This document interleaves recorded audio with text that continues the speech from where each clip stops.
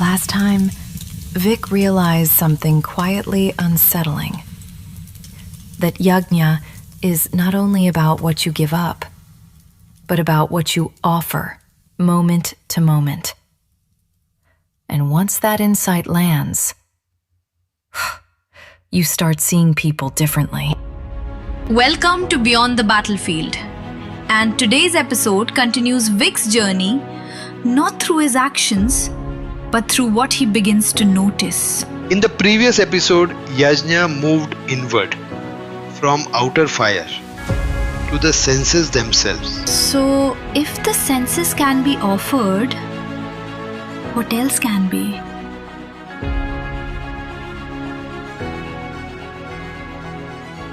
And that question follows Vic into the world, into meetings, into conversations, and into people he begins to notice for the first time. And now Krishna moves deeper still, from outer action to how we respond to the world. Listen carefully. Some seekers offer all the actions of their senses and even the movements of breath into the fire of self-discipline, a fire illumined by knowledge. This verse is not about action outside. It is about your reaction inside. What happens the moment the world touches you? Imagine someone sitting quietly at home. Suddenly, a smell comes from the kitchen. The eyes haven't moved yet. The feet are still resting. But the mind reacts. The nose receives the stimulus. The mind says, I remember this. The intellect says, I like this. And immediately, the organs of action are activated. The feet start moving. The hand reaches for the spoon. So the action didn't begin in the kitchen. It began the moment the stimulus was accepted. This is what Krishna is addressing. He says, the offering is not the food. The offering is the sense itself. It does not mean harming the senses. It does not mean closing your eyes forever. It means restraining the senses by blocking unnecessary stimulation. In the beginning, this restraint happens through willpower. You deliberately choose what you see, what you listen to, what you consume. But willpower alone is not enough. So Krishna adds, illumined by knowledge. You must understand why you are restraining. As knowledge grows, something beautiful happens. The senses stop pulling you. This is called pratyahara. Not suppression, but freedom from temptation.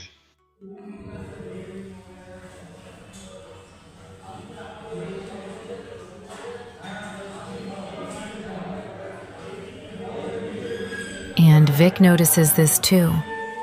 The fewer distractions he feeds, the quieter his decisions become. Today, just notice one stimulus and ask, do I really need to respond? Vic doesn't step into the story today. He steps back and starts watching what unchecked living actually does to people. Vic overheard Kabir, his keen at his work.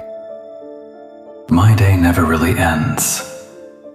Even when I'm home, my mind keeps scrolling. News, messages, opinions.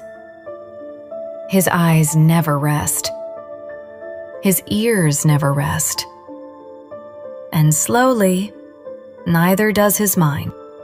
I thought I was tired because of work, but that wasn't it. I was tired because of input.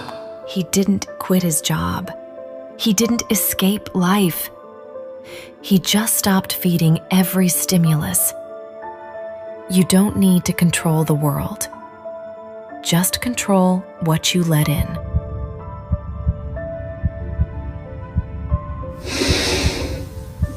and Vic notices something unsettling.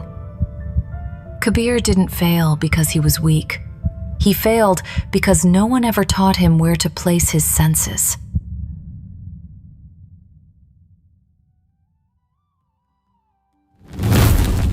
Up to now, Krishna has been helping us see how reactions are born, how senses pull the mind, and how awareness creates space. And now, he widens the lens. Some people offer material resources, some offer disciplined effort and austerity, some offer yogic practice, and some offer study and understanding. All of them are sincere, all of them are committed. This verse is often misunderstood. People think Krishna is listing spiritual techniques. He's not. What he's actually describing is how different people respond to life.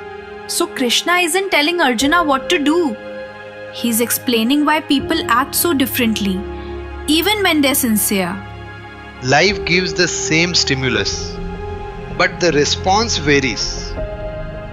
Verse 28 is not about ritual, it's about response. Life touches you, a demand, a crisis, a responsibility, a need, and something from you moves back toward life. That movement is Yajña. This is where Kabir's story moves forward, not sideways. He sat in his car, engine off, phone still in his hand. He had just finished a long meeting. 2 problems. 1, limited budget. Multiple expectations. Earlier in his career, he would have reacted instantly.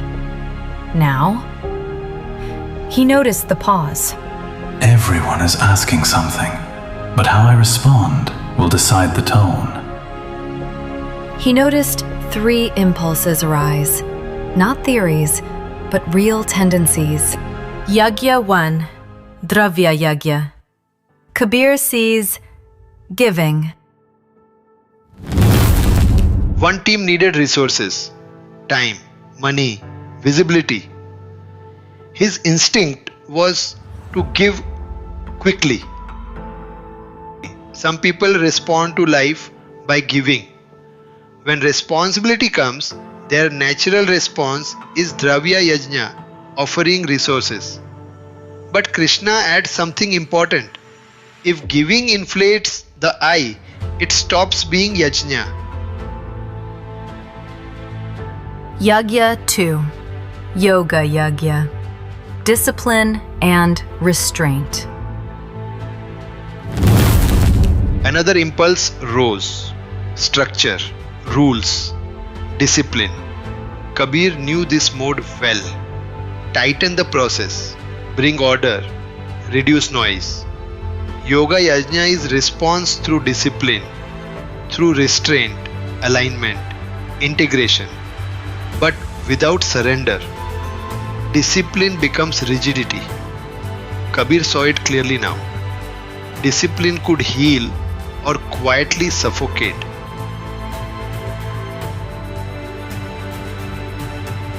Yajña 3, Gyan Yajña.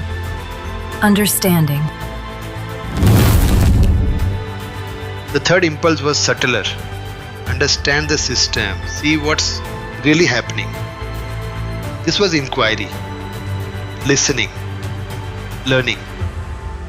Some people respond through knowing, through study, reflection, understanding. But Krishna draws a boundary here. Knowledge that feeds superiority is not Yajña. He didn't choose a Yajña. He noticed something deeper. Each response was valid if it wasn't owned by ego. This is what Krishna is freeing us from: comparison. No one path is higher. No one response is superior. What matters is whether the response is offered or claimed. So verse 28 isn't asking us to copy someone else's path. It's asking us to respond honestly, without pretending, without performing. When the I steps aside, response becomes sacred. You don't need to change your life. You just need to notice how you respond. Do you give? Do you discipline? Do you inquire? Let that response be clean, and life itself becomes Yajña. Response, not action. Today, Krishna didn't ask us to become someone new. He asked us to look more closely at what we're already doing. Not for effect, but for honesty. Verse 27 showed us how life enters through the senses and how awareness can soften our reactions. And verse 28 reminded us of something deeply human, that there isn't one sacred response to life. Some of us respond by giving, some by discipline, some by inquiry. What matters is not the form of the response, but whether it's offered or owned. When ego steps aside, even ordinary responses become meaningful. A brief breath. And perhaps that's the real relief in Krishna's teaching. You don't have to imitate anyone else's path. You just have to respond honestly. In the next episode, Krishna takes this one step further. He speaks about action that looks right on the surface but feels empty inside, and why faith, not effort, becomes the turning point. Thank you for listening to Beyond the Battlefield. If today's episode helped you notice your own responses, share it with someone who might be carrying quiet pressure. Subscribe, leave a review, and write to us at beyondthebattlefield@outlook.in. And don't forget to explore the GPT companion link in the description. Until next time, stay aware, stay honest, and let life itself become your teacher.